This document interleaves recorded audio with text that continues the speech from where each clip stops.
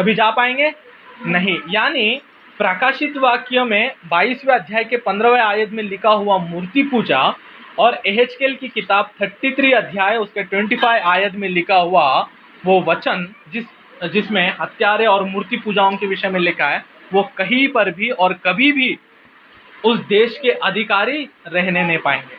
ठीक है, प्रकाशित वाक्य 22वें अध्याय 15वें आयत में लिखे हुए 6 कैटेगरी की प्रजा झुंड, वो कभी आने वाली महिमा प्रदेश के अधिकारी नहीं रह पाएंगे, ना तो वो उसमें प्रवेश कर पाएंगे। और उसी प्रकार से एहेजकेल 33 अध्याय वर्ष 25 में भी एहेजकेल कहता है, अगर हम हत्यारे रहे, अगर हम मूर्ति पूजा करने वाले रहे, तो हम कभी भी उस देश के अधिकारी नहीं रह पाएंगे। ठीक है, मूर्ति पूजा यानी क्या? मूर्ति पूजा यानी क्या? देखो, मूर्ति पूजा कोई भी धर्म इसे लागू नहीं करता है, इस विषय को बताता ही नहीं। कोई भी धर्म हो, इवन वेदाओं में भी लिखी हुई बात क्या है, यानी किसी मूर्तियों की क्या करना, पूजा नहीं करना। ठीक है, फिर भी वो करते हैं क्योंकि वो उसमें शायद कुछ देखते हैं या उनकी वो एक श्रद्धा भक्ति, हमें नहीं पता। ठीक है, लेकिन उनके ग्रंथों में भी लिखा है कि मूर्ति पूजा नहीं करना, मूर्ति पूजा नहीं करना चाहिए, दैट्स ऑल। ठीक है, क्योंकि हम अपने हाथों से बनाए हुए चीजों पर, हाँ, मूर्तियों को नमस्कार दंडवत नहीं कर सकते, उनकी पूजा नहीं कर सकते। मूर्ति पूजा यानी क्या, इस विषय को देखना बाइबल हमें किस प्रकार से बताता है। मूर्ति पूजा यानी क्या? प्रेरितों के काम 7वीं अध्याय उसका 41 वचन।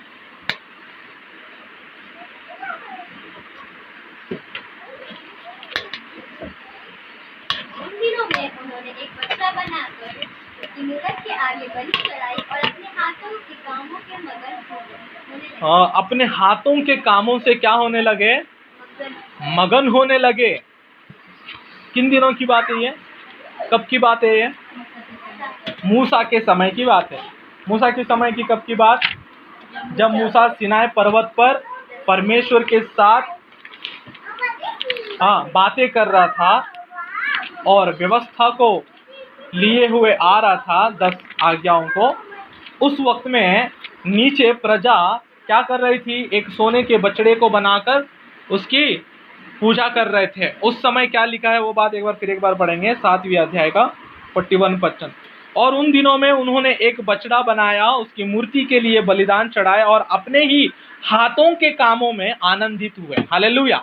मूर्ति पूजा यानी क्या? यानी अपने हाथों के कामों से आनंदित होना, फिर चाहे हो वो किसी भी प्रकार के हाथों के काम हो।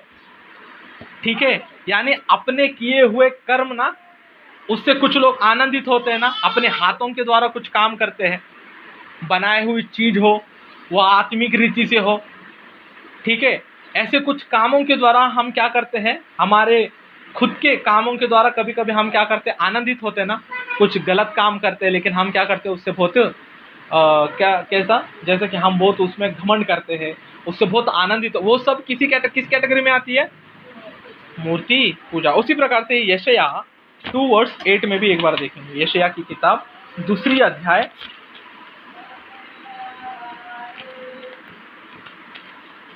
उनका देश मूर्तों से भरा है, वे अपने हाथों की बनाए हुए वस्तुओं को, जिन्हें उन्होंने अपनी उंगलियों से संवारा है, दंडवत करते हैं। हालेलुया। यहाँ पर देखना स्पष्ट रीति से कह रहा है कि मूर्ति पूजा यानी क्या? यानी अपने हाथों से बनाए हुए चीजों पर वो आनंदित होते हैं, उन्हें नमस्कार करते हैं। यानी वो हमारे हाथों से बनाई हुई चीज है क्या? मोबाइल, है ना? अपने हाथों से बनाई हुई चीज क्या है?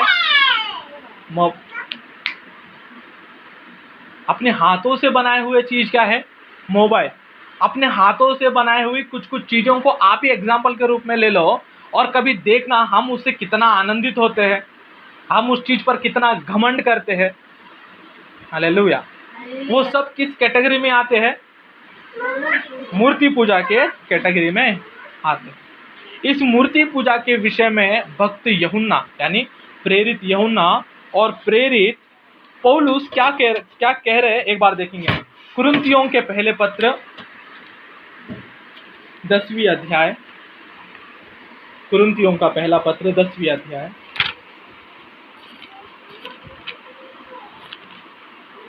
कुरिन्थियों का पहला पत्र 10वीं अध्याय उसका 14वां वचन। इस कारण ये मेरे प्रियो मूर्ति पूजा से बचे रहो। हाँ, इस कारण मेरे अति प्रियो मूर्ति पूजा से क्या करो? बचे रहो। मूर्ति पूजा से भागो करके इस दूसरे बाइबल में लिखा है, डेक जेम्स पोर्शन में लिखी हुई बात है। उसी प्रकार से प्रेरित यूहन्ना भी क्या कहते हैं, एक बार देखेंगे। यूहन्ना का पहला पत्र उसकी 5वीं अध्याय, यूहन्ना पहला पत्र 5वीं अध्याय उसका 21वें आयत को हम देखेंगे।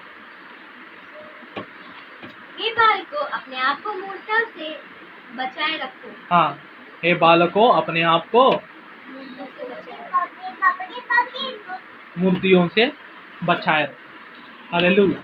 हालेलुया। पौलुस ने एक और विषय भी कहा था, पिछले सप्ताह हमने देखा था, एक और विषय भी कहा था, क्या? व्यभिचार से भागो, बचे रहो करके। याद है आपको वो वचन? ठीक है, भागना यानी आपके इसमें बचे हुए लिखा है, बट नॉट रियल में देखा जाए तो वहां पर लिखी हुई बात क्या है, यानी भागो, भागना। भागना यानी पीछे मुड़कर कभी उस चीज को देखना नहीं, भागते ही रहना। वो चीज कभी भी आपके सामने आ जाए, आपको क्या करना है? भागते रहना। हालेलुया। यहाँ पर पतरस और पौलुस का यहाँ पर यूहन्ना और पौलुस का कहना है कि हे अति प्रियो, हे बच्चों, मूर्तियों से क्या करो? भागो। मूर्ति पूजा से क्या करो? भागो। ये चीज बहुत बहुत इम्पोर्टेंट है लाइफ में, क्योंकि यहाँ पर आप लोगों को लगता होगा मूर्ति यानी एक मूर्ति, भैया किसी एक मूर्ति को ले लो, उस मूर्तियों से बस भागते रहना है। बट सही मायने में क्या केवल वही मूर्तियाँ होती है, या और भी कई प्रकार की मूर्तियाँ होती है, या और भी कई प्रकार के मूर्ति पूजा होते हैं? यानी हाँ, आत्मिक रीति से भी देखा जाए तो कई प्रकार के मूर्ति पूजा होते। यहाँ पर मूर्तियों से क्यों भागने के लिए कह रहा है पौलुस? यहाँ पर मूर्तियों से क्यों भागने के लिए कह रहा है पौलुस? एक बार देखेंगे उसका जवाब भी दूसरे कुरिन्थियों के पत्र में 6वीं अध्याय के, दूसरे कुरिन्थी 6वीं अध्याय के 16वां आयत में लिखा है। और मूर्तियों के साथ परमेश्वर के मंदिर का क्या संबंध? हाँ। हम तो जीवते परमेश्वर के मंदिर हैं, जैसा परमेश्वर ने कहा है, मैं उनमें बसूंगा और उनमें चला फिरा करूंगा, और मैं उनका परमेश्वर होऊंगा और वह मेरे लोग होंगे। हालेलुया। क्यों वहां पर पौलुस, क्यों वहां पर प्रेरित यूहन्ना मूर्तियों से भागने के लिए कह रहे? यानी पौलुस उसका जवाब दे रहे दूसरे कुरिन्थी 6 उसके 16 में कि मूर्तियों से हमें क्या संबंध? हालेलुया।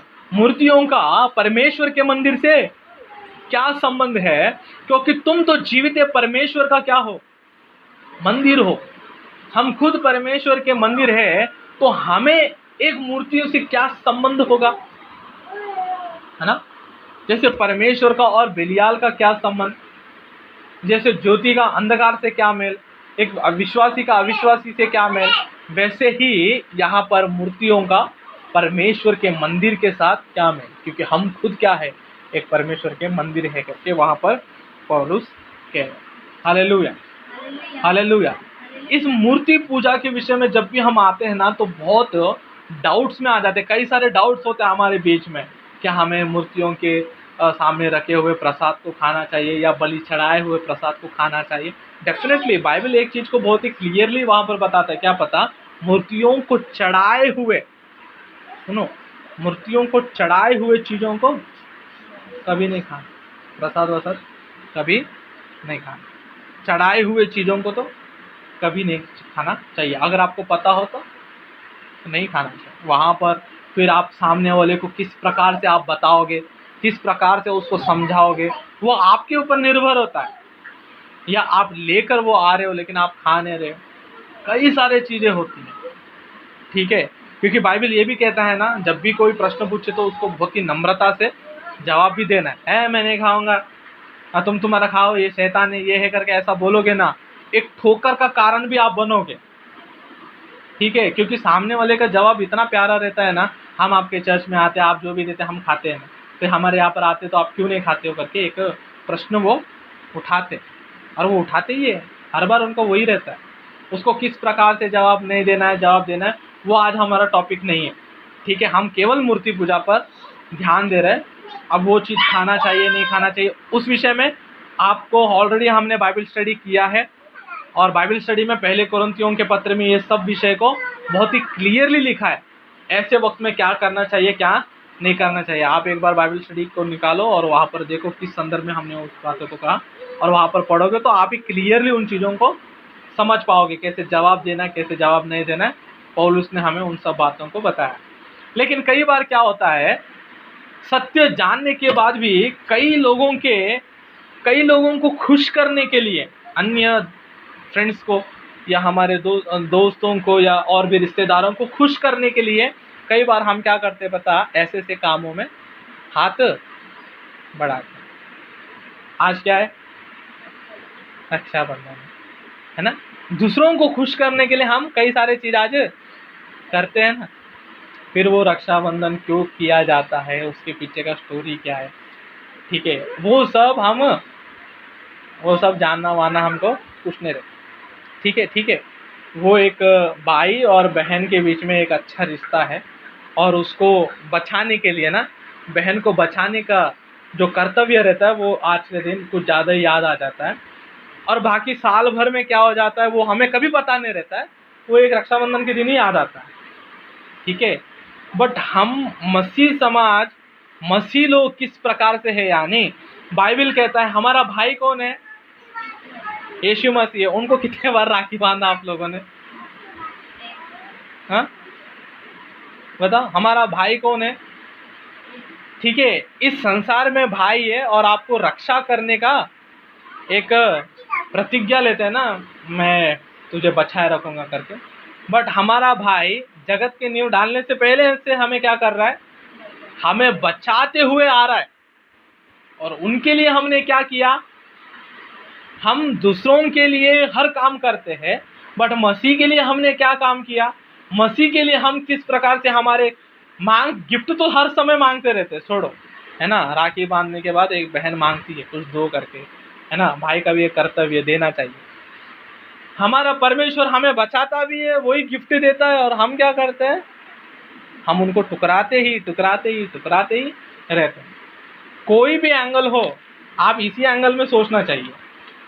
ठीक है, आप कोई भी विषय हो, मसीह क्या करते बता, एक विश्वासी क्या करता है बता, अपना हर समय, अपनी हर सोच, अपनी हर विचार अपने प्रेमी के लिए ही, अपने भाई के लिए ही सोचता हुआ रहता है। अपने परमेश्वर के विषय में ही उसका सोच विचार सब कुछ रहता है। हालेलुया। बाइबल में भी देखना कुछ विषय लिखा है, पत्रस का पहला पत्र,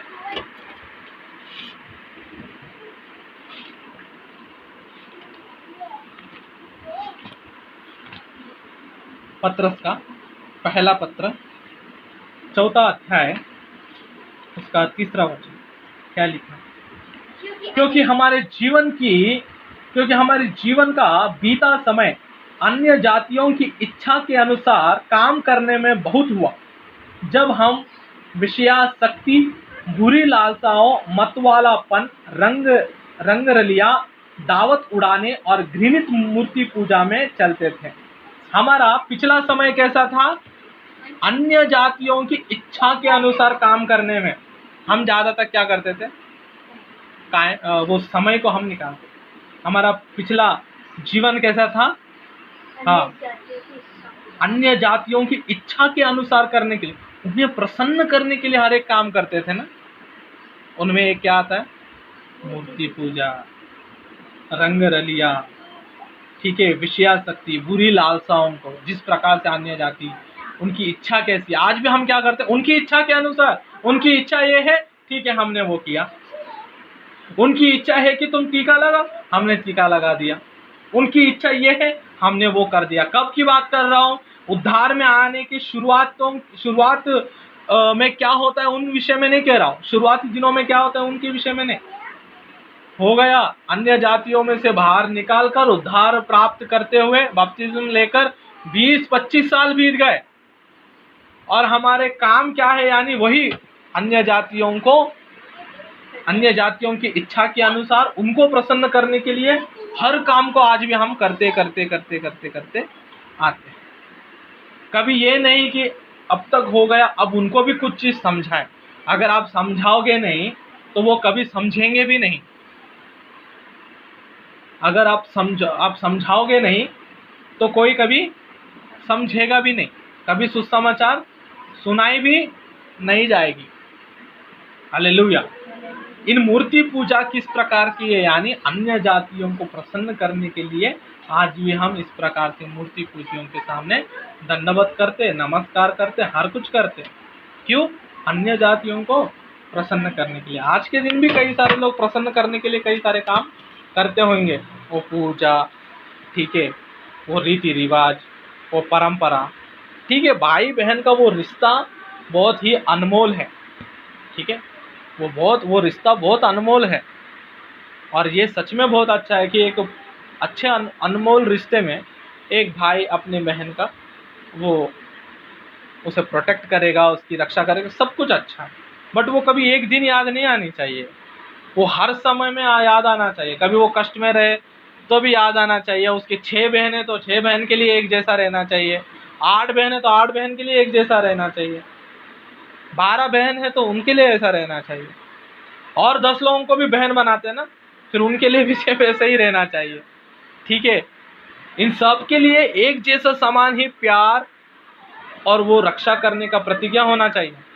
एक को एक जैसा, एक को एक जैसा, ठीक है। फिर वो समय आने पर एक दिन आकर फिर वो बांधते, ठीक है। मतलब वो बांधने से ही याद आएगा हमको, ओ सॉरी हमको ये रक्षा करना है ना करते नहीं, ठीक है। तभी बाइबल क्या बताता है पता, ऐसे प्रेम में घिरने से अच्छा परमेश्वर के साथ प्रेम में गिरो। दूसरों पर भरोसा करने से अच्छा परमेश्वर पर भरोसा कर। वो शुरुआत से हमें क्या कर रहा है, प्रारंभ से हमारी रक्षा करते हुए आ रहा है। वो हमारा भाई है, लेकिन उसके प्रति हमारा कुछ नहीं, बस मांगते रहते और दे प्रभु, और भी दे दे प्रभु। बट बाकी हमारे साथ वैसा रिश्ता हमारा भी और परमेश्वर के साथ बना नहीं है। Hallelujah, hallelujah. ये मूर्ति पूजाओं के विषय में। लेकिन आत्मिक रीति से मूर्ति पूजा यानी क्या? ये मूर्ति पूजा हमने देखा कि हमारे हाथों से बनाए हुए चीजों पर हमें अधिकतर क्या है, प्रसन्न होते हैं, आनंदित होते हैं, ठीक है।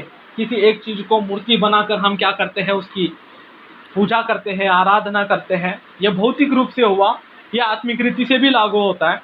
जिस प्रकार से कि हमने बनाए हुए चीजों को ले लो, किसी भी चीजों को। लेकिन आत्मिक रीति से मूर्ति पूजा क्या, यानी हम एहेजकेल की किताब में इस विषय को देखेंगे। एहेजकेल की किताब 14वां अध्याय,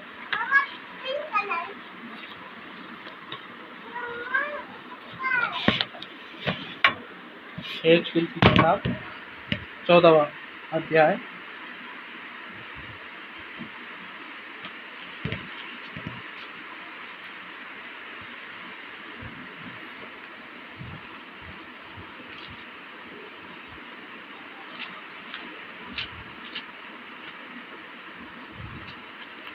उसका 3, 4 और 5वें आयत को हम देखेंगे।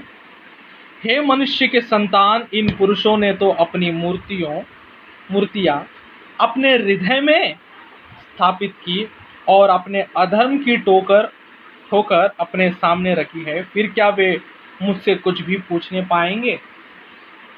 उसके बाद 4वां वचन भी देखेंगे। अतः तू उनसे कह, प्रभु परमेश्वर इस प्रकार कहता है, मूर्तियों, इज़राइल के घराने में से जो कोई अपनी मूर्तियां अपने हृदय में स्थापित करके और अपने अधर्म की ठोकर अपने सामने रखकर भविष्यवक्ता के पास आए, उसको मैं यहोवा उसकी बहुत सारी मूर्तियों के अनुसार ही उत्तर दूंगा। यहाँ पर माइनर चीज क्या है, यानी आप तेलुगु वर्जन में देखेंगे, अगर हिब्रू एंड ग्रीक लैंग्वेज में करेक्ट ट्रांसलेशन को देखेंगे, 3 और 4 में डिफरेंस क्या है, यानी तीसरे आयत में इस प्रकार से लिखा हुआ होगा, मूर्तियां अपने हृदय में स्थापित की है। 4थे आयत में किस प्रकार से लिखना चाहिए, यानी मूर्तियां अपने मन में स्थापित की है, ठीक है।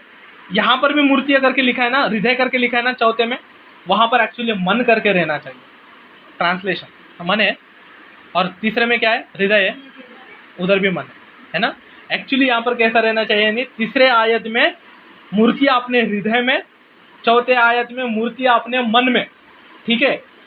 यहाँ पर आत्मिक रीति से आत्मिक रीति से मूर्ति पूजा यानी क्या? आत्मिक दौर में मूर्ति पूजा यानी क्या? यानी उन मूर्तियों को, मूर्तियां यानी हाथों से बनाई हुई चीजों को अपने हृदय में या अपने मन में स्थापित किए हुए लोग कौन है? मूर्ति पूजा करने वाले। और परमेश्वर ऐसे लोगों को उत्तर कैसे देगा? उनके उसी चाल चलन के द्वारा परमेश्वर क्या करेगा? उनको उत्तर देगा। ये आत्मिक रीति से जो मूर्ति पूजा करने वाले होते हैं ना, वो परमेश्वर की दृष्टि में कैसे होते देखना 5वें आयत में, जिससे इज़राइल का घराना जो अपनी मूर्तियों के द्वारा मुझे त्याग कर दूर हो गया है, उन्हें मैं उन्हीं के हृदय के द्वारा फंसाऊंगा। ठीक है, यहाँ पर 5वें आयत में क्या लिखा है? मूर्तियों के द्वारा जो दूर हो गए ना, यानी परमेश्वर के द्वारा अलग हो गए। ठीक है, परमेश्वर के लिए अलग हो गए, यानी ये क्या हो गए? अन्य लोग हो गए। ठीक है, अन्य लोग। ठीक है, अन्य। अब अन्य जाति यानी कौन? हम क्या सोचते हैं? अन्य जाति लोग कौन? जो उद्धार नहीं पाए, जो बैप्टिज्म नहीं लिए। बट यहाँ पर ट्रांसलेशंस में हम देखेंगे तो वहां पर क्या लिखता है? मूर्तियों के द्वारा ये परमेश्वर के लिए क्या हो गए? अन्य प्रजा हो गए। क्या हो गए? अन्य प्रजा हो गए। हालेलुया। अन्य प्रजा हो गए करके वहां पर लिखी हुई बात है। यानी हम आत्मिक रीति से अगर मूर्ति पूजा कर रहे हैं ना, तो हमारे उद्धार पाने के बाद भी, बपतिस्म लेने के बाद भी हमारा मन, हमारा हृदय परमेश्वर से कैसा है?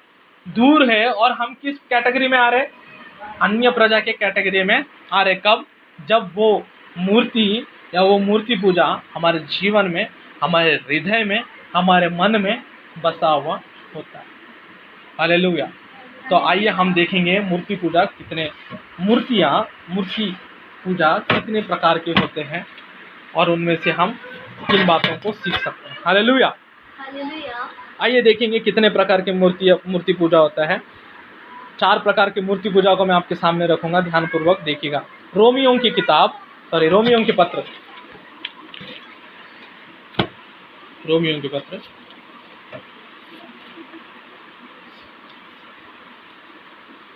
पहली अध्याय,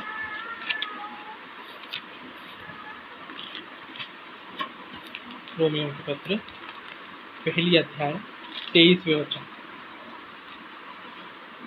और अविनाशी परमेश्वर की महिमा को नाशवान मनुष्य और पक्षियों और चौपायों और रेंगने वाले जंतुओं की मूरत की समानता में बदल डाला। हालेलुया।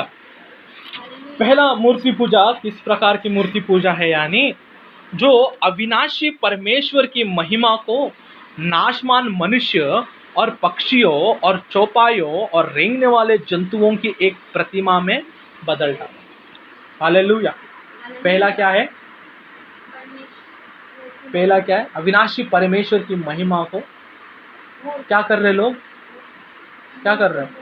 कुछ मनुष्यों में, कुछ पक्षियों में, उनकी मूर्तियों में बदलकर, यानी एक सीमित, लिमिटेड परमेश्वर की महिमा, अविनाशी परमेश्वर की महिमा किस प्रकार की है? अनलिमिटेड। उसकी महिमा अनलिमिटेड। और उस अनलिमिटेड महिमा को हम लाकर किस में रख रहे हैं? एक छोटे से मूर्तियों में लाकर उस महिमा को वहां पर हम देख रहे हैं। उस महिमा को उसमें डालकर हम क्या करें? परमेश्वर की महिमा करने की सोच रहे हैं, जबकि ये पूरी रीति से क्या है? गलत है। हालेलुया। ये पूरी रीति से क्या है? गलत।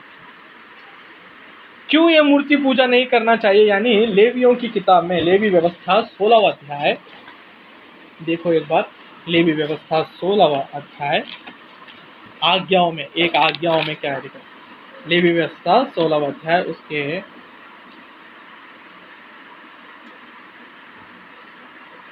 22वें आयत को देखना। हाँ, लेवी व्यवस्था 16वां अध्याय, उसका 22वां वचन। पर बकरा उनके सब अधर्म के कामों को अपने ऊपर लाते हुए किसी निश्चित स्थान में उठा ले जाएगा, इसलिए मनुष्य उस बकरे को जंगल में छोड़ दे। बेटा 16वां अध्याय का 22वां वचन ही है। हाँ। लेवी व्यवस्था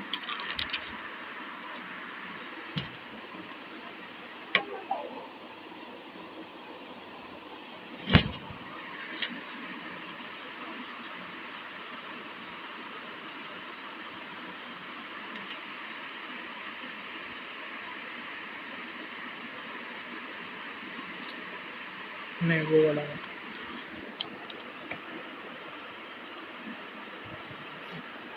व्यवस्था विवरण देखना, 16वां अध्याय 22 में।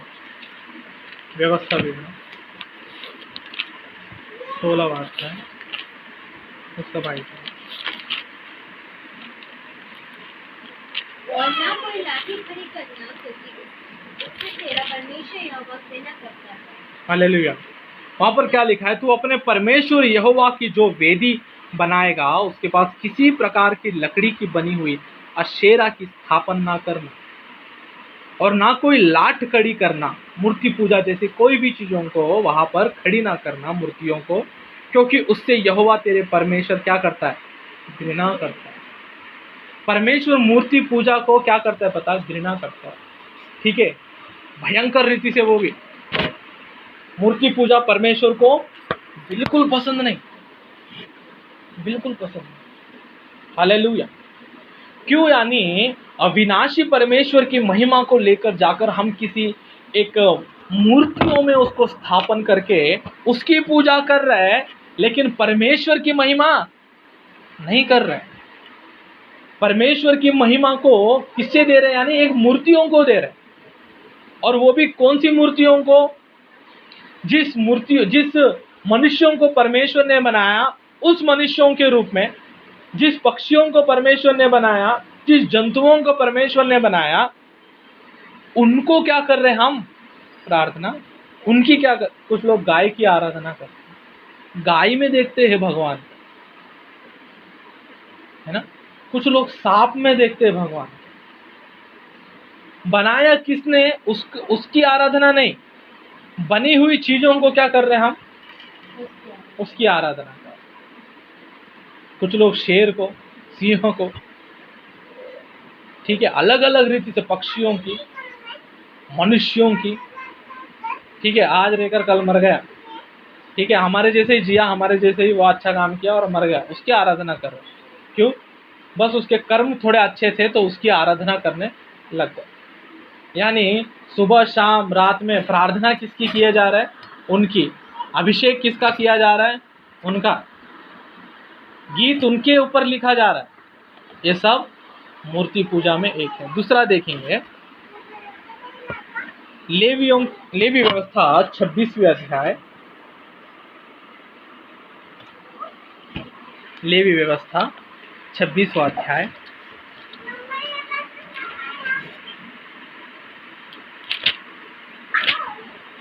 लेवी व्यवस्था 26वां अध्याय उसका पहला वचन एक बार देखेंगे। तुम अपने लिए मूर्ति न बनाना और न कोई खुदी हुई मूर्ति या लाट अपने लिए खड़ी करना, और न अपने देश में दंडवत करने के लिए नक्काशीदार पत्थर स्थापित करना, क्योंकि मैं तुम्हारा परमेश्वर यहोवा हूँ। ठीक है। पहला क्या था? एक मूर्ति मनुष्यों के रूप में हो, किसी भी रूप में हो। दूसरा क्या है? किसी भी रूप की कोई भी चीजों को कभी नहीं बनाना। ठीक है, वो भले भौतिक रीति से हो, अब या तो फिर वो पहला क्या था? भौतिक रीति से कोई भी वस्तुओं को नहीं बनाना। ठीक है, यानी मनुष्यों में, पक्षियों में किसी भी वस्तुओं के रूप को बनाकर उसकी दंडवत ना करना। ठीक है, ये हमारे 10 आज्ञाओं में एक आज्ञा भी है ना, परमेश्वर को छोड़ो और कोई परमेश्वर नहीं, मूर्ति पूजा भी नहीं करना। ठीक है। उसके बाद दूसरा क्या है? यानी किसी भी रूप के वस्तुओं को, हाँ, वो भले आत्मिक रीति से हो या भौतिक रीति से हो, किसी भी वस्तुओं को, किसी भी रूप के वस्तुओं को कभी भी वहां पर बनाना नहीं, उसको रूप नहीं देना, जिसके द्वारा परमेश्वर की महिमा को हम उसको दे रहे हैं। फॉर एग्जाम्पल, मनुष्यों को, कुछ लोग क्या कर रहे पता? परमेश्वर की महिमा मनुष्यों को दे रहे। हमारे पासबान नहीं होते तो आज मेरा बेटा शायद जीवित नहीं होता। हमारे पासबान जी नहीं होते, ठीक है, प्रार्थना भी सबसे पहले पासबान जी के लिए, कुछ करे तो भी पासबान जी के लिए। ठीक है, हमारे पासबान, यही गीत, उनके मुंह खोलो गवाही भी दे, परमेश्वर की गवाही से ज्यादा पासबान की गवाही अधिक दिखाई देती है उनकी बातों में। पासबान, ठीक है, वचन भी बताए, हमारे पासबान ने हमको ऐसे बताया, हमारे पासबान ने हमको ये सिखाया। वो वचन में भी पासबानों की ही गीत, हमारे पास्टर ऐसे, हमारे पास्टर वैसे। हालेलुया। फेसबुक में कुछ लोग डीपी भी लगाते हैं, तो पासबानों की डीपी, उनकी फैमिली की डीपी। हालेलुया। अरे वचन के विरुद्ध में कुछ लोग उठ रहे हैं और वहां पर मसीह समाज को किस प्रकार से हिंसा दे रहे हैं, और वहां पर झूठे भविष्यवक्ता, झूठे प्रेरित वचन के विरुद्ध में कई सारे झूठे उपदेश को सिखा रहे हैं, ठीक है। और परमेश्वर के विरुद्ध में कितने आवाज उठ रहे हैं, उनके विरुद्ध में कोई एक खड़ा होकर कभी बोलेगा नहीं, कभी बोलेगा? परमेश्वर के विरोध में बोलने वाले अधिक है। अन्य लोग परमेश्वर के विषय में अन्य प्रकार से बातें कर रहे हैं। मसीह समाज में ही कुछ झूठे भविष्यवक्ता, झूठे प्रेरित मिलकर झूठे उपदेश को कलीसिया में फैलाने लगे हैं। कुछ कहते हैं कि बपतिस्मा लेने की जरूरत नहीं है, विश्वास से ही हमारा उद्धार हो जाएगा, बैप्टिज्म से पहले ही प्रभु भोज में शामिल हो जाओ, और भिन्न प्रकार के हाथ रखने की जरूरत नहीं है। किसी मिशनरी स्टार्ट करना है, मिनिस्ट्री स्टार्ट करना है, एक पास्टर को ऑर्डिनेशन की जरूरत नहीं है, सब कोई ऑर्डिनेशन लिया हुआ ही है, सबका अभिषेक माँ के गर्भ से ही हुआ है। कई प्रकार के उपदेशों को, गलत उपदेशों को फैला रहे ना। कोई एक वहां पर खड़ा होकर परमेश्वर के लिए, सत्य के लिए लड़ने वाला, सुसमाचार के लड़ने वाला कोई नहीं। हमारे पासबान को ऐसा क्यों बोला, हमारे पासबान के विरुद्ध में ऐसे कैसे बोला? आपको पता है हमारे पासबान कितने अच्छे हैं, हमारे पासबान ने कितने हेल्प किए हैं। पासबान के विरुद्ध में बोले ना, कलीसिया पूरी खड़ी हो जाती है। अच्छी बात है, पासबान के विषय में उस प्रकार की जागरूकता, उस प्रकार का जलन होना चाहिए, अपने रखवाले के प्रति वो प्यार होना चाहिए। बट उससे बढ़कर प्यार क्या है? परमेश्वर का प्यार है।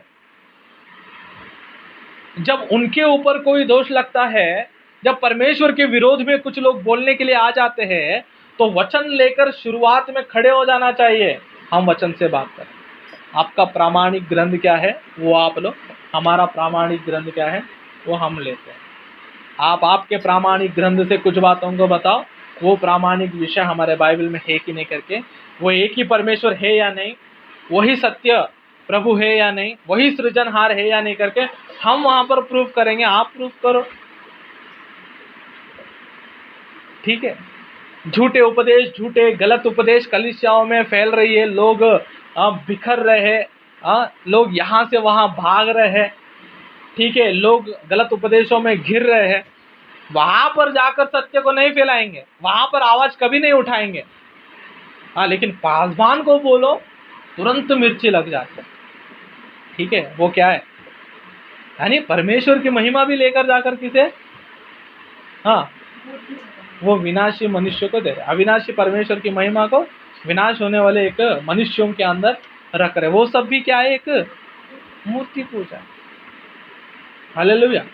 परमेश्वर की उत्तम महिमा को, महान महिमा को एक छोटी छोटी वस्तुओं में हम लगा दे रहे। हालेलुया। सबसे ज्यादा कुछ लोग परमेश्वर की महिमा को अपने पत्नियों में, अपने पतियों में डालते हैं, बच्चों में डाल देते हैं। मेरी पत्नी कहेगी तो मैं ये करूंगा, पति कहेगा तो मैं ये करूंगा, बाकी परमेश्वर ने ये कहा है करके कभी नहीं देखेंगे। हालेलुया, ठीक है।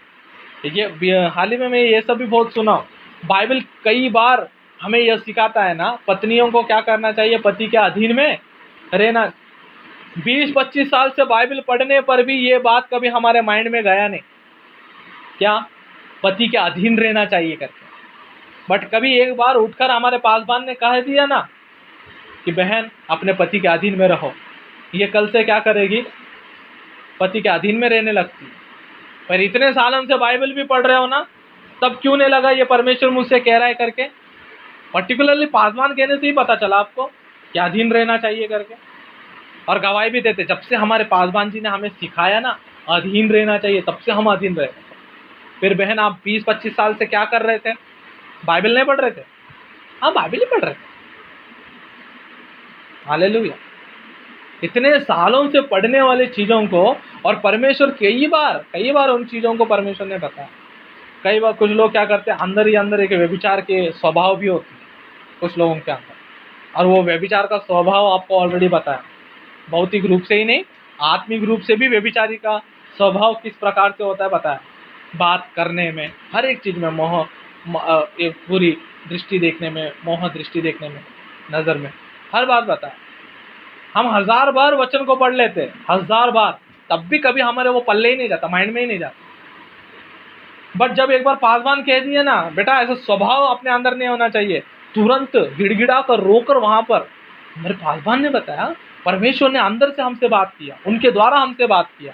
इतने सालों से क्या कर रहे थे, 20-25 साल से वही बाइबल, उसी को आप हर दिन पढ़ते हो, हर समय टाइम लगाते हो, समय निकालते हो, वही बाइबल पढ़ते हो। इतने दिन से फिर क्या हो रहा था, यानी आपके सोच में, आपके विचार में, आपके मन में, आपके माइंड में क्या भरा था, घुसा पड़ा हुआ था, तभी तो वो माइंड में जा नहीं रहा था। पर्टिकुलरली पासवान कहने से ही वो चीज़ समझ में आ, है ना। हम परमेश्वर की महिमा को जाकर पत्नी में, पति में, पासवान में, बच्चों में हमने क्या किया है, स्थिर कर दिया। और वचन क्या कहता है देखना है, एशिया की किताब 42 वर्स 8 में,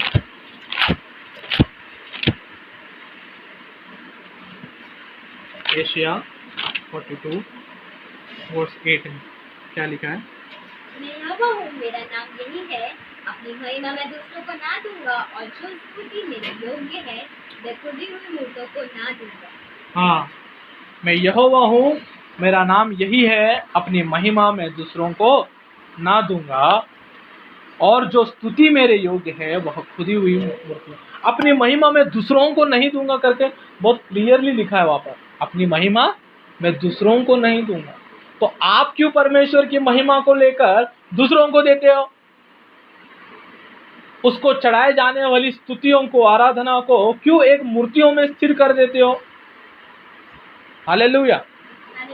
और भौतिक रीति से मूर्ति पूजा में केवल वही नहीं, मसीह समाज में क्रॉस लेकर गले में डालना, ठीक है।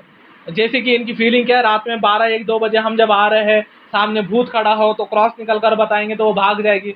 भैया वो पिक्चरों में बताने वाली चीज़ों को फॉलो मत करो, वो सब मूर्ति पूजा में आता है, ठीक है। वो दिखाने पर और आपके अंदर तुरंत चले जाएगी वो, ठीक है। वो क्रॉस बताने, ये पिक्चरों में भी ऐसे ही कुछ बताते, वो क्रॉस, एक क्रॉस लेके जा रहा है, ठीक है, वो क्रॉस लेके जाकर किसी के माथे पे रख दिया तो भूत निकल गया। क्या है वो क्रॉस देखकर भागेगा, वो क्रॉस को उठाने वाले को देखकर भागेगा। वो आया समझ में, क्रॉस पहनने वालों से नहीं भागता, वो क्रॉस को, क्रूज को जो उठाकर चलता रहता है ना प्रतिदिन, उसको देखकर भागता है शैतान। आप क्या करो, उसको गले में पहनकर, घर में बड़ा सा क्रॉस को एक लेकर आकर, हाँ, सुबह सुबह धूप चढ़ाकर, फूल डालकर, ऐसे ऐसे कर कर, ये करके, ये सब मूर्ति पूजा के लक्ष्य, ठीक है। चलो कुछ लोग क्या करते हैं, कुछ फोटोस लाकर घर में भी रखते हैं ना, अपने घर में भी एक फोटो पड़ा होगा उधर अंदर, ठीक है। अब कई सारे लोगों को पता नहीं है कि यीशु मसीह कैसे दिखता है, कैसे नहीं दिखता, ठीक है। पुराने समय से, यानी बहुत पहले से एक फोटोस आते रहते हैं यीशु मसीह के नाम पे, कई सारे फोटोस आते हैं। एक फेमस फोटो भी मिलेगा आपको, हाथ ऐसे दिए हुए, बीच में एक हार्ट, इसमें से एक सनशाइन का किरण एक निकलते हुए, ठीक है। और नीचे एक कोटेशन लिखा हुआ होता है, मैंने पूछा परमेश्वर से, परमेश्वर आप मुझसे कितना प्रेम करते हो, और परमेश्वर ने अपने हाथ को फैलाया और कहा कि मैं इतना प्रेम करता हूँ करके कोटेशन लिखा हुआ होगा, देखना उसका। हाँ, लोग क्या सोचते पता, वो एक वचन है, वो कोई वचन नहीं है, वो किसी ने कंटेंट लिखकर वहां पर टांगा है, हाँ? और वही परमेश्वर है करके मानकर कुछ लोग किए होंगे, आप लोगों ने भी पहले ना, मैं देखा था फोटोस बहुत पहले, शुरुआती दौर में, है ना, हम पूजा करते थे ना शुरुआत में, एकदम शुरुआत में, है ना, उनकी पूजा करना ना।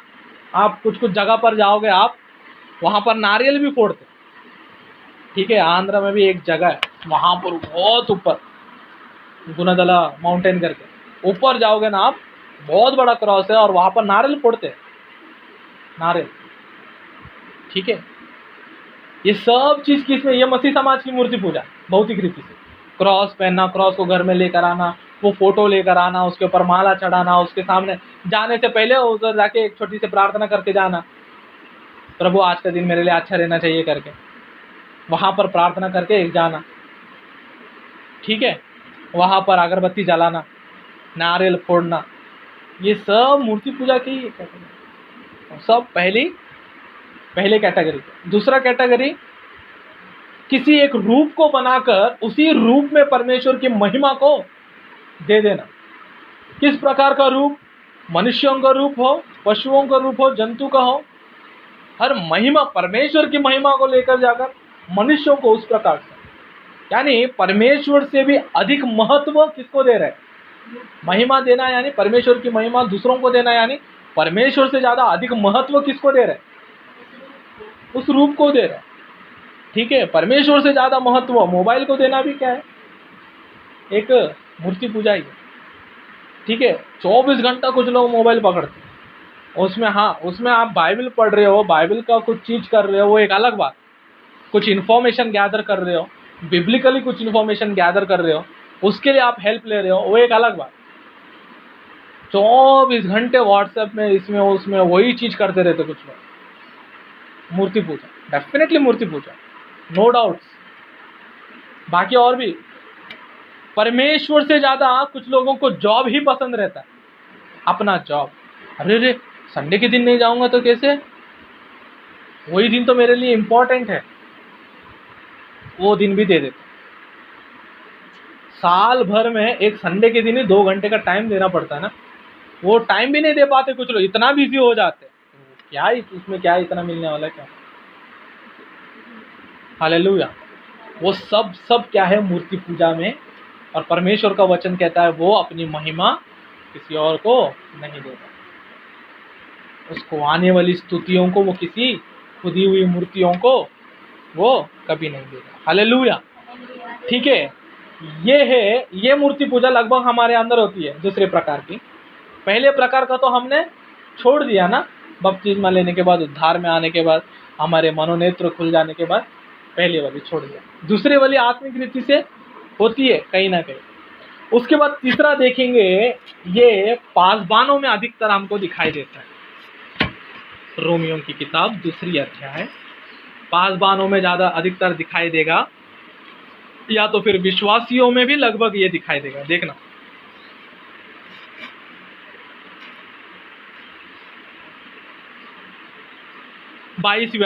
सॉरी 22वां वचन, रोमियो के पत्र 2 अध्याय उसका 22वां वचन। तू जो कहता है व्यभिचार न करना, क्या आप ही व्यभिचार नहीं करता? क्वेश्चन मार्क के वहां पर देख रहे हो क्या लिखा है? तू जो कहता है व्यभिचार न करना, क्या आप ही व्यभिचार नहीं करता? उसके बाद लाइन देखना, तू जो मूर्तियों से घृणा करता है, क्या आप ही मंदिरों को नहीं लूटता? हालेलुया। उस वचन को जरा समझो। एक्चुअली कैसा लिखा, हमारी बुद्धि के अनुसार देखा जाए तो कैसा लिखा रहना चाहिए? तू जो व्यभिचार न करना करके कहता है तो खुद ही व्यभिचार करता है। उसके बाद नेक्स्ट लाइन कैसा रहना चाहिए? तू जो मूर्तियों से घृणा करता है तो खुद मूर्तियों की पूजा करता है। ऐसा लिखा रहना चाहिए ना, as per hour knowledge. But वचन क्या कह रहा है वहां पर ध्यान से देखना, तू जो मूर्तियों से घृणा करता है, क्या आप ही मंदिरों को नहीं लूटता? हालेलुया। जो मंदिर को लूटते हैं ना, कुछ लोग मंदिर को लूटने का काम भी करते हैं ना। मंदिर को कैसे लूटते हैं? परमेश्वर को देने वाला दशमांश नहीं देते हैं, परमेश्वर को चढ़ाए जाने वाली चीज परमेश्वर के सामने नहीं रखते हैं, ठीक है। और कुछ लोग कैसे, मंदिर का काम करवाना है भैया, इतना पैसा लगेगा, उसमें भी कुछ लोग क्या करते हैं, हाँ मंदिर के लिए इतना पैसा क्यों रखना, अब जरूरत है क्या मंदिर के लिए वो चीज? हाँ, कुछ लोग सोचते हैं ना मंदिर के लिए अच्छा टाइल्स डालेंगे, महंगा से महंगा अच्छा टाइल्स डालेंगे, मंदिर हमारा अच्छा दिखना चाहिए, परमेश्वर का चर्च अच्छा दिखना चाहिए। कुछ लोग उसमें उठ के, कुछ लोग होते हैं ना, ठीक है, लोभी टाइप के कुछ लोग होते हैं, उठकर क्या करते हैं, चर्च के लिए इतना, किसी के पास पैसा नहीं है, इतना जरूरत है क्या, इतना जरूरत है? ऐसा सोचकर कम से कम में डाल दो भैया, 10-20 हज़ार में डाल दो, 2 लाख 3 लाख लगाने की जरूरत क्या है चर्च के लिए? हाँ, बट वही अपने घर के विषय में आ जाता है तो, अपने घर का विषय में कुछ आ जाता है तो अच्छा होना चाहिए सब सामान, घर में सब सामान कैसा, एकदम अच्छा होना चाहिए। लेकिन चर्च के विषय में मंदिरों को ही लूटते कुछ लोग। हालेलुया।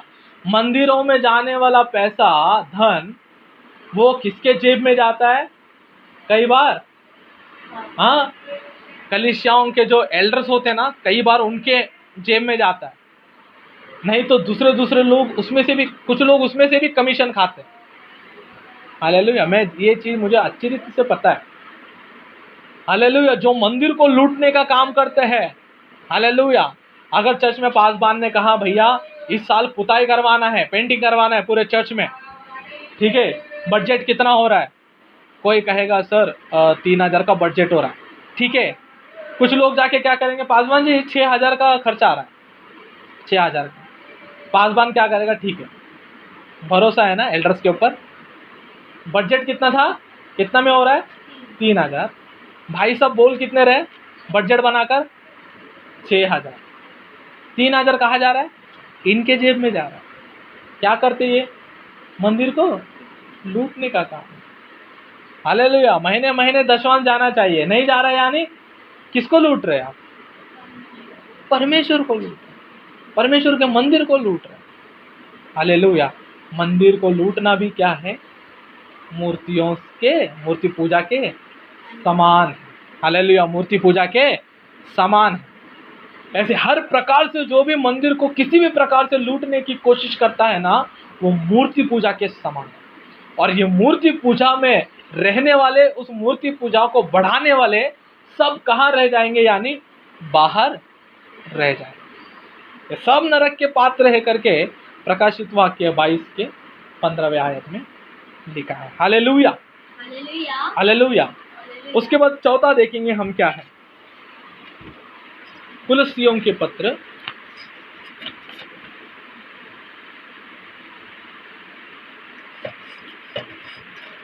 कुलस्सी 3 अध्याय उसका 5वां वचन।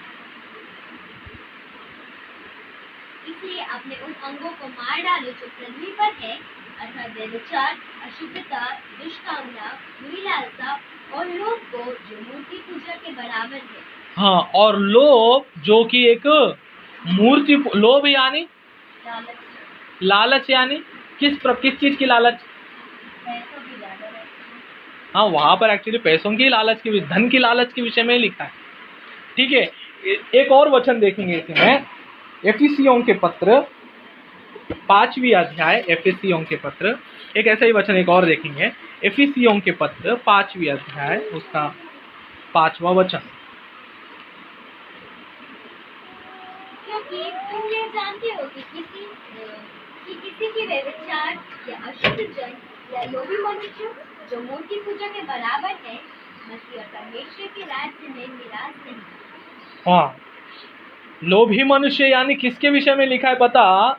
अगर आप ये आपका हिंदी बाइबल में ठीक से नहीं है, तेलुगु बाइबल में बहुत ही सही रीति से लिखा है। क्या बता? धनापेक्ष रखने वाले, धन की अपेक्षा करने वाले, अधिक रीति से ना लोभी मनुष्य होते हैं ना कुछ लोग। हाँ, ये लोभी मनुष्य कोई भी हो परमेश्वर के राज्य के मिरास नहीं, कोई भी परमेश्वर के राज्य में नहीं जा पाएगा। और ये लोभ रखना या लोभ करना किसके बराबर है? मूर्ति पूजा के बराबर है।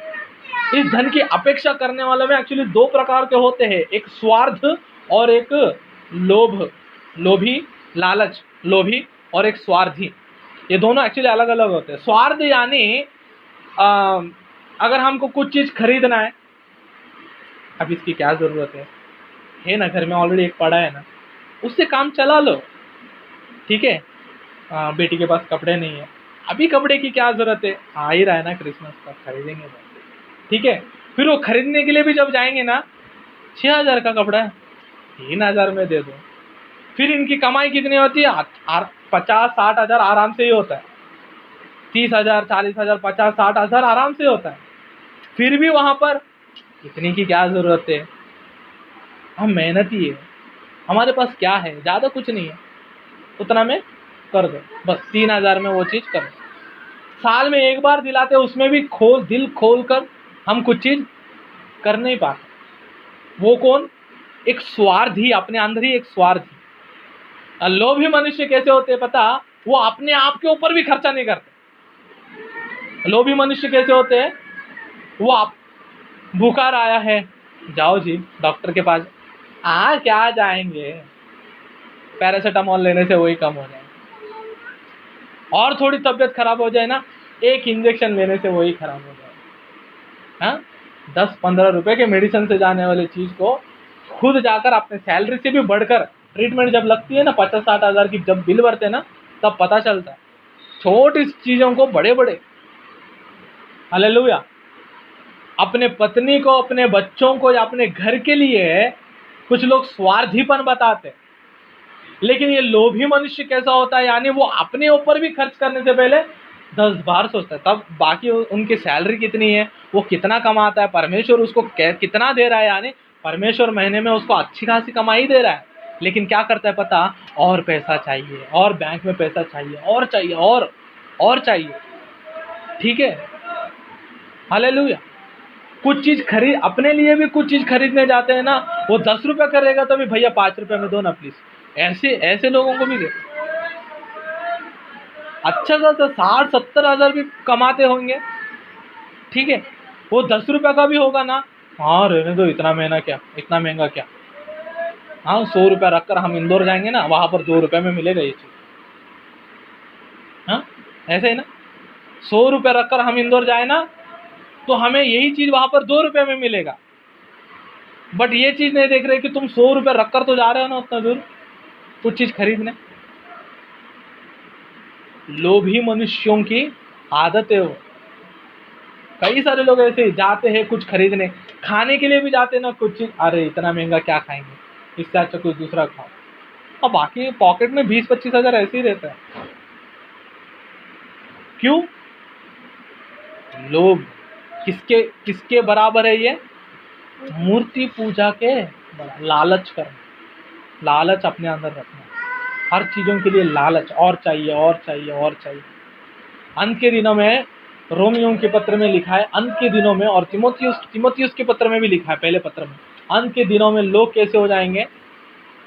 धन की ज्यादा तक अपेक्षा करेंगे। हालेलुया। लोभी मनुष्य ही अधिकतर हो जाएंगे। धन की और चाहिए हमको, और चाहिए, जितना आ रहा है उतना सफिशिएंट नहीं है। हालेलुया। 3,000 में राशन भरने वाले लोग क्या करते पता? समय आने पर परमेश्वर उनको अच्छा पैसा भी दे रहा होगा ना, ये 3,000 से चलो थोड़ा ज्यादा भर लेंगे, हमारी सफिशिएंट, हमारी नीड क्या है उसको कभी नहीं देखेंगे। ठीक है, परमेश्वर उनको अच्छा, परमेश्वर ने कभी नहीं कहा कि आप गरीबी में जियो। पता है आपको? पता है आपको? परमेश्वर ये कभी नहीं कहा कि आप गरीबी में जियो। ठीक है, लेकिन परमेश्वर का वचन ये कहता है आपके पास जो कुछ भी है उसमें कैसा रहना चाहिए? उसमें कैसा रहना चाहिए? कैसा रहना चाहिए? आनंदित रहना चाहिए। हालेलुया। और धनी भी हमारे लिए नहीं, परमेश्वर के लिए धनी बनना चाहिए। हमारे लिए नहीं, किसके लिए? परमेश्वर के लिए हमको धनी बनना चाहिए। हालेलुया। देखिएगा तिमोथियुस का पहला पत्र,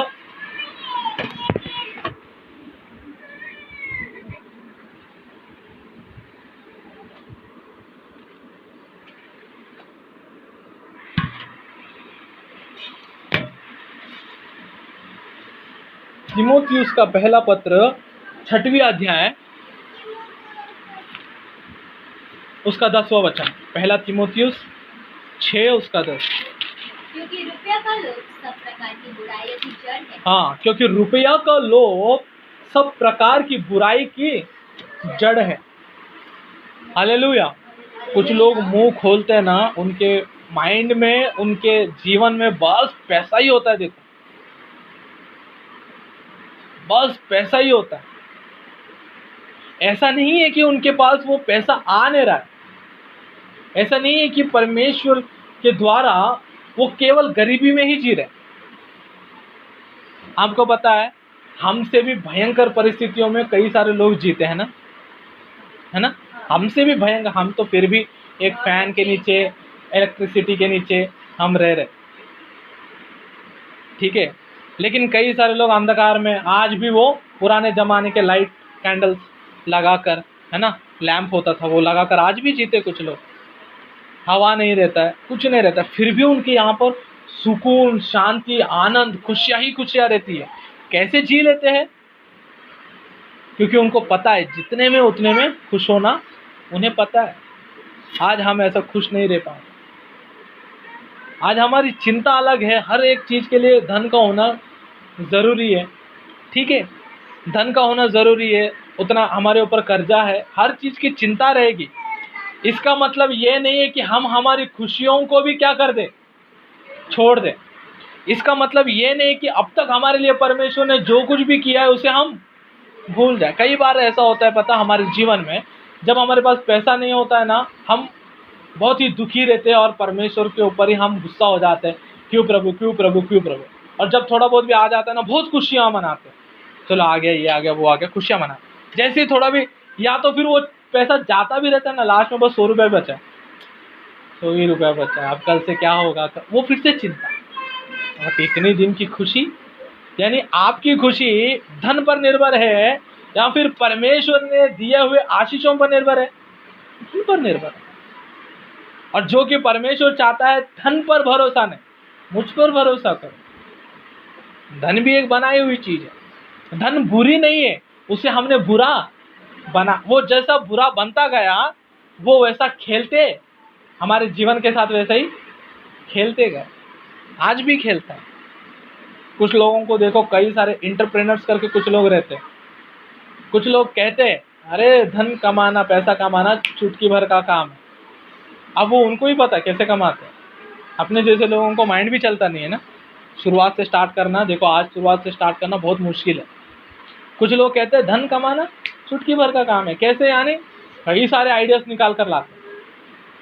कुछ लोगों के लिए इतना सिंपल होता है, कुछ लोगों के लिए बहुत मुश्किल होता है।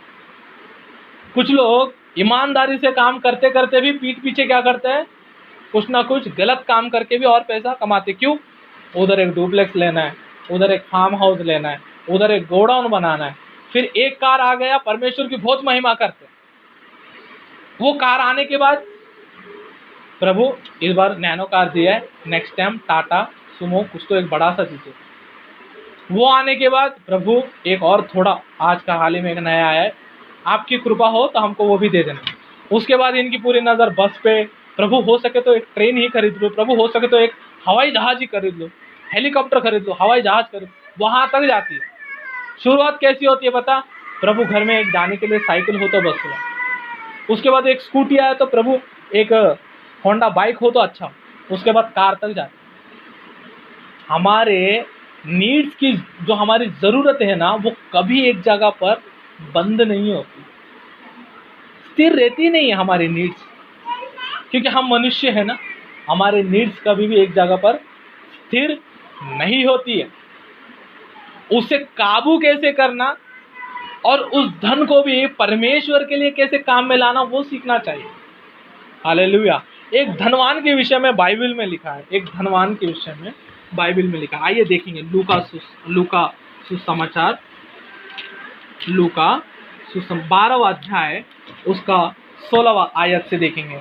लूका सुसमाचार 12वां अध्याय 16वां वचन से। और उसने उनसे एक दृष्टांत कहा, यीशु मसीह ने उनसे एक दृष्टांत कहा कि किसी धनी मनुष्य की भूमि में बड़ी उपज हुई, और उसने अपने मन में विचार किया, कहा मैं क्या करूंगा, क्योंकि मेरे यहाँ जगह नहीं जहाँ अपनी उपज इत्यादि रखूं। और उसने कहा मैं यह करूंगा, मैं अपनी बकारियां तोड़कर उनसे बड़ी बनाऊंगा और वहां अपना सब अन्न और संपत्ति रखूंगा।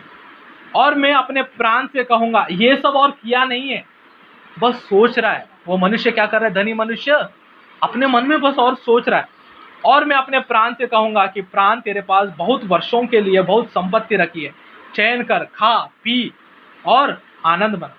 परंतु परमेश्वर ने उससे कहा है, तो मूर्ख, इस रात तेरा प्राण तुझसे ले लिया जाएगा, तब जो कुछ तूने इकट्ठा किया है वह किसका होगा।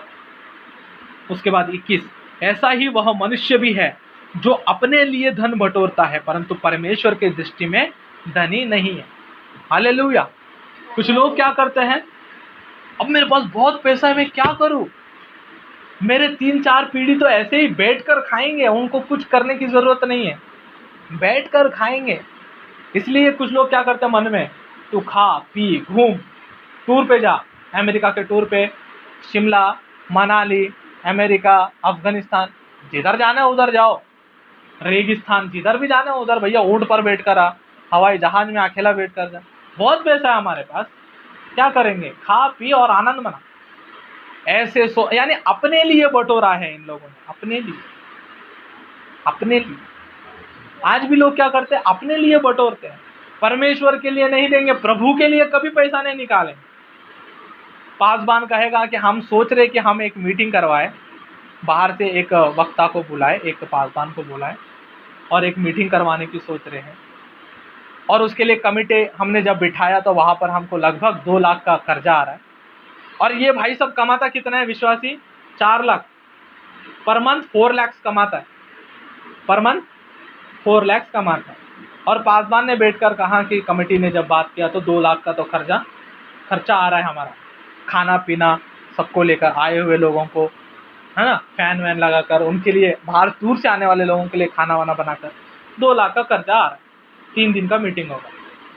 ठीक है, ये क्या कहता है, करिए पास्टर आप करिए, मैं हूँ ना, पीछे से हूँ, मैं कल ही आपको चेक ला के 10,000 का चेक दे दूँगा,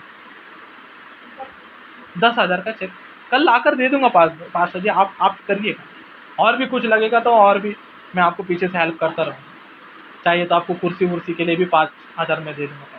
कमाता कितना है, 4 lakh per month, 4 lakh.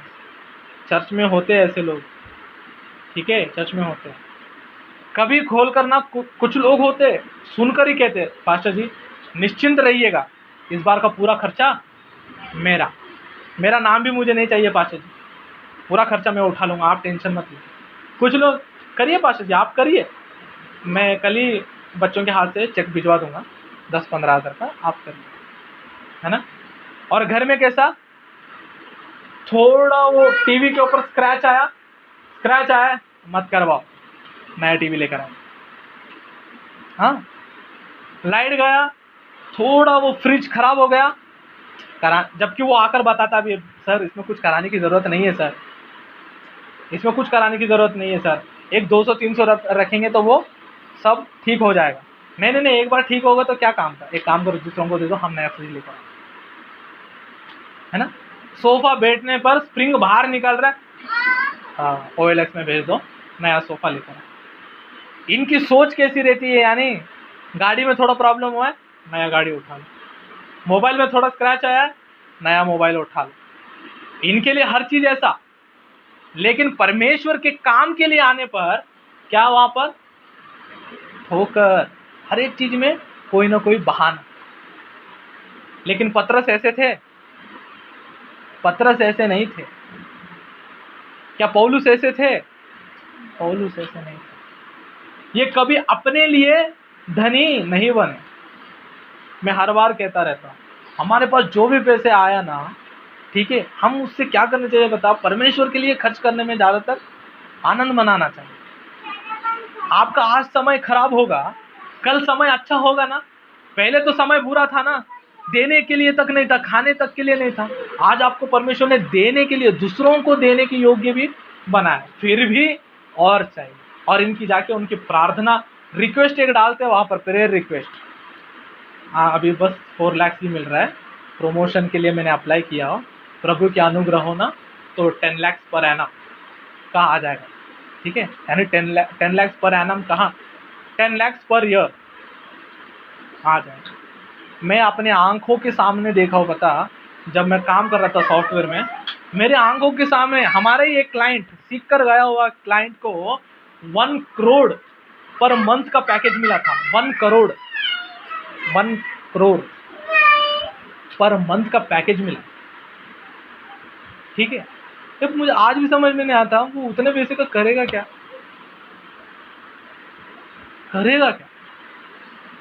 But पता है उनको वो सब चीज़ भी नहीं चाहिए।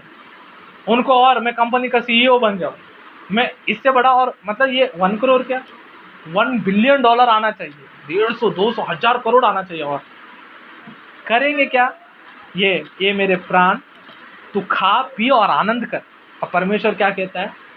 मेरे नज़र में धनी नहीं है। जो अपने लिए बटोर रहे है वो कोई भी मेरे नज़रों में धनी नहीं।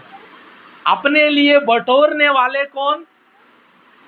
ये धन के लोभी, अपने लिए धन बटोरने वाला सब कौन कहलाते पता? मूर्ति पूजा। आया आपको समझ में? अपने लिए धन बटोरने वाले सब कौन? मूर्ति पूजा करने वाले। अपने लिए, अपने लिए। कुछ लोग होते हैं, उनके पास 100 रुपया भी होना, उसमें से 50 रुपया निकाल कर दूसरों की मदद के लिए दे देंगे। कोई आकर मदद मांगा उनको दे देंगे, कोई आकर मांगा उनको दे देंगे, कोई गरीब मांग रहा है उनको दे देंगे। और मैंने सुना कई सारे बड़े बड़े कंपनीज क्या करते पता? बहुत सारे इकट्ठे पैसों को क्या करते, कुछ आश्रमों को, शेल्टर ऑर्फनेज को, कई सारे शेल्टर को क्या कर देते हैं, वृद्धाश्रम में, ठीक है, नहीं तो छोटे छोटे अनाथ बच्चे जहाँ रहते हैं उनको पैसा देते कुछ कंपनीज, ठीक है। लेकिन कुछ लोग अपने लिए बटोरना, ये सब मूर्ति पूजा के अंडर में आता है। ईच एंड एवरीथिंग मूर्ति पूजा का। हालेलुया। याकूब के पत्र में भी एक विषय लिखा है, क्या? यानी एक मनुष्य विचार किया कि मैं क्या करूँगा, अगले दिन जाकर सुबह सुबह धन कमाने के लिए मैं जाऊँगा, ठीक है। एक धन कमाने के लिए एक विचार करके वो अपने गांव को छोड़कर निकल कर जा रहा है करके एक वचन भी है। लेकिन अगर वहाँ पर परमेश्वर ने उसी रात को, उसी दिन प्राण मांगा तो क्या करेंगे? हमने क्या किया अब तक? उसका जवाब नहीं दे पाए। हालेलुया। क्योंकि हम जितना भी करें ना, हमारा प्राण कभी शांति नहीं पाता है, कभी आनंद नहीं होता है। ये धन की, आपको पता है फरीसी कैसे थे? पता है? लोभी थे करके बाइबल कहता है। हालेलुया। और ये फरीसी कौन? वचन का अच्छा ज्ञान रहने वाले पंडित। हालेलुया। आज के दिन में ऐसे पास्टर्स मान लो, फरीसी यानी आज के दिन में वैसे ज्ञान अच्छा रहने वाले पासवान मान लो। उनमें से भी कौन कैसे? लोभी, यानी इसी प्रकार अपने लिए धन बटोर रहे हैं। हालेलुया। क्या कर रहे हैं? यानी अपने चर्च को बढ़ाने की कोशिश कर रहे हैं। वहां से मिशनरीज को भेजेंगे नहीं, वहां से कुछ पासवानों को बनाकर भेजेंगे नहीं। इन्हें क्या चाहिए? यानी और भी चर्च को बढ़ाएंगे, और भी पैसे आएगा। ऑलरेडी इनके पास बहुत कुछ रहता है, बहुत कुछ, फिर भी क्या करेंगे? और हमको चाहिए, और हमको चाहिए, और हमको दो। हाल ही में मैंने एक पासवान के विषय में भी देखा हो, ठीक है। चर्च में टॉयलेट्स भी कैसे बनाए, यानी बड़े बड़े मॉल्स में बनाते हैं ना, वैसे टॉयलेट बनाए। ज़रूरत है। मैं कई बार सोचता हूँ, क्या पता अगर इतने धनवान रहने वाले ना, उनके पास एक घर हो, एक गाड़ी हो, सफिशिएंट थोड़ा पैसा हो, ठीक है, बाकी सब पैसा लेकर जाकर गरीबों के लिए कुछ करो। पता है आपको, गरीबों के लिए कुछ करो। ये सोच अगर होता ना, हमारा इंडिया आज डेवलपिंग कंट्रीज में नहीं होता, डेवलप्ड कंट्रीज में से होता, डेवलप कंट्री में से होता, यानी ऑलरेडी डेवलप हो चुका, ठीक है। कब बॉम्ब डाला हुआ हिरोशिमा नागासाकी आज डेवलप्ड कंट्री में एक गिना जाता है, और कब से हम हैं still we are developing country. क्यों? हमारे अंदर वो स्वार्थपन, वो लोभ, वो हमारे अंदर ऐसा ही है। क्यों? यानी ये क्या हो रहा है, यानी हम अपने लिए कमा रहे हैं ना, हम अपने लिए कुछ चीज़ बटोर रहे हैं ना, तो हम कभी उन्नति में नहीं आ पाए, कभी हमारा देश उन्नति की ओर बढ़ेगा नहीं, कभी हमारा देश डेवलपिंग कंट्री में, डेवलप्ड कंट्री में कभी बदलेगा। क्यों? हम अपने लिए बटोर रहे। परमेश्वर के नज़र में, जो परमेश्वर के लिए, आपको पता होगा बाइबल में, जो परमेश्वर के लिए धन खर्च करता है, जो धन रखता है, अपनी संपत्ति रखता है, वो यहाँ का फसल वहाँ काटेगा। वो यहाँ धन जो खर्च कर रहा है वह वहाँ पर धन बटोरे। हालेलुया। जो जितना यहाँ पर कर रहा है ना वो वहाँ पर उतना उसको मिले, उससे अधिक मिले। हालेलुया। तो पहला क्या था? भौतिक रीति से मूर्ति बनाने वाले मूर्ति पूजा, वो एक मूर्ति पूजा। दूसरा, किसी एक वस्तु में रूप में परमेश्वर की महिमा को आत्मिक रीति से देखने वाले सब मूर्ति पूजा। तीसरा, मंदिरों को लूटकर कमाने वाले, खाने वाले भी मूर्ति पूजा। तीसरा, धन की लोभ रखने वाले, लालच रखने वाले, बुरे विचार रखने वाले, अपने लिए बटोरने वाले, कौन? मूर्ति पूजा कर। ये सब कहाँ रह जाएंगे? बाहर ही। हालेलुया। हालेलुया।